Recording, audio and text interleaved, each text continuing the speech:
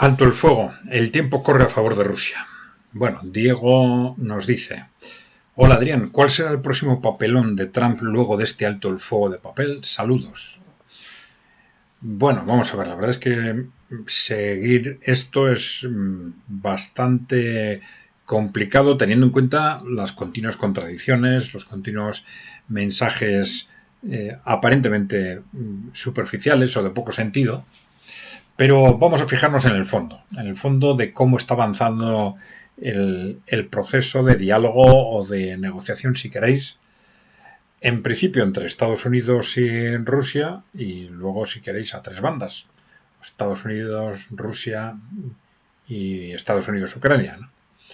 Bien, vamos a ver. Yo creo que lo importante, si nos situamos en la perspectiva, en principio, de Rusia, lo importante es el paso del tiempo, ¿eh? ¿Por qué? Porque el tiempo corre a favor de ellos. Rusia tiene ganada la guerra de desgaste, es que se trata no de priorizar el territorio, el ocupar territorio, sino priorizar que el enemigo se desgaste lo más posible y que tú te desgastes, tu país se desgaste lo menos posible. Y esto está perfectamente conseguido. Rusia tiene ganada la guerra de desgaste. Como consecuencia de ese desgaste, luego vienen los avances territoriales.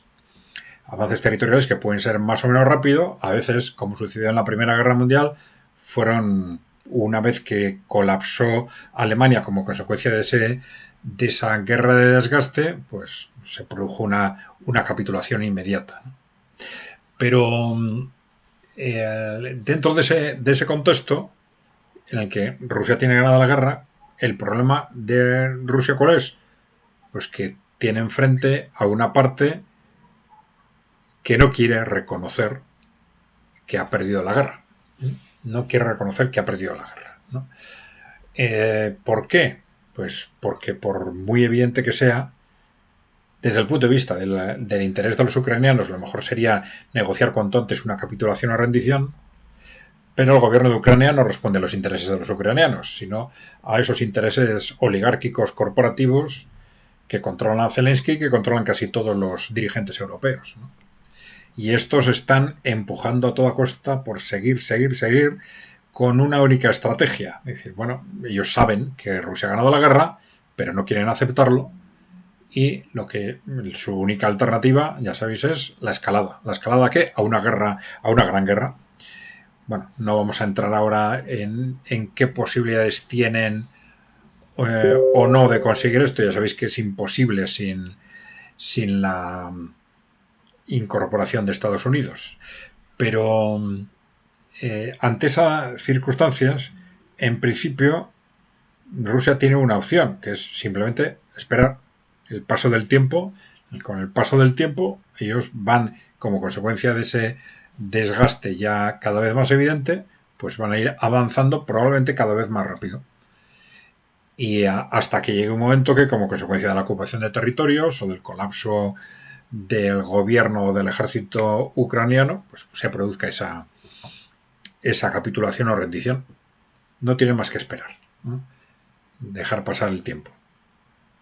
Bien, ¿hay otra posibilidad? Sí, hay otra posibilidad de que se cree un contexto en el cual, para evitar pérdidas innecesarias o muertes innecesarias, los que han perdido la guerra reconozcan que han perdido la guerra y digan: vamos a capitular.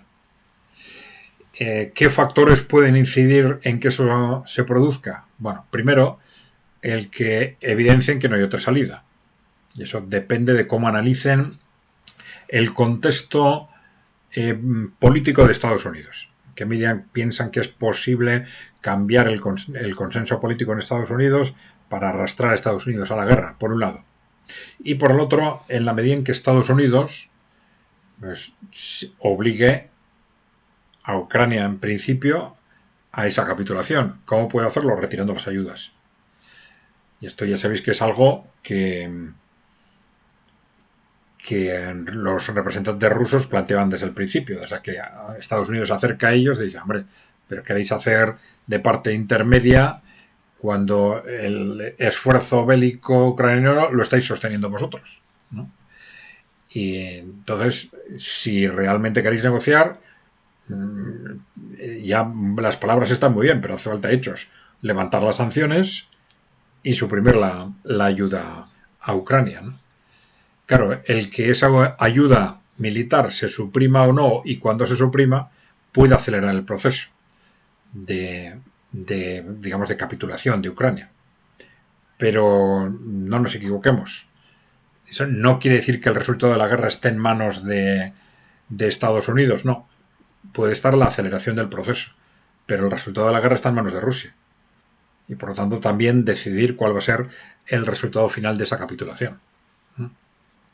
Bien, entonces, mientras ese contexto de fondo no se altere, pues bueno, a Rusia le viene bien establecer ese diálogo con Estados Unidos, entre otras cosas porque son las dos grandes potencias nucleares en el mundo.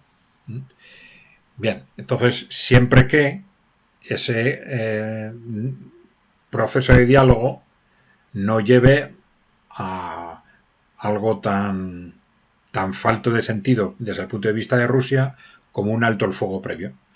Un alto el fuego previo antes de la negociación, pues es evidentemente lo que le viene bien al que está perdiendo, no al que ha ganado ya la guerra de desgaste. Le viene al que está perdiendo para ganar tiempo, para intentar recomponer fuerzas, para lo que sea, ¿no? Pero bien, esto quiere decir que si no hay una exigencia de alto el fuego previo, mientras vaya pasando el tiempo con uno u otro elemento de diálogo, con uno u otro acuerdo de tercero o cuarto nivel, pues Rusia no tiene inconvenientes y va manteniendo, digamos, ese cauce de interlocución con Estados Unidos, que también le interesa. Entonces, en las circunstancias actuales, mientras Estados Unidos está jugando con esta pelota que va hacia Ucrania, luego hacia Rusia, luego vuelve hacia Ucrania, intentando aparentar que está en el medio, etcétera, bueno, pues, pero vemos, serán, bueno, procesos que tengan más o menos sentido, pero va pasando el tiempo. Ya han pasado 2 meses desde que Trump llegó al gobierno, llegó a la presidencia, y esa idea de que el primer día iba a resolver, iba a cerrar el conflicto, luego la primera semana, bueno, ya han pasado 2 meses y todavía nada de nada, ¿no? Entonces, bueno, en la medida en que siga pasando el tiempo, ya nos vamos acercando al segundo semestre, que era aparentemente el calendario inicial ruso, ¿no? El calendario estratégico ruso, ¿no? Eso es, siguiendo el proceso tal como va, si no hay ni negociaciones y que puedan distorsionarlo, o altos el fuegos previos, etcétera, pues en principio el calendario ruso preveía una finalización de la guerra durante el segundo semestre, al final del segundo semestre probablemente. Algunos dicen que quizás al principio del año próximo. Bueno, no tiene demasiada importancia. Pero ya vemos cómo a medida en que van pasando los meses nos estamos acercando cada vez más al calendario estratégico ruso. Acordaros que Trump y su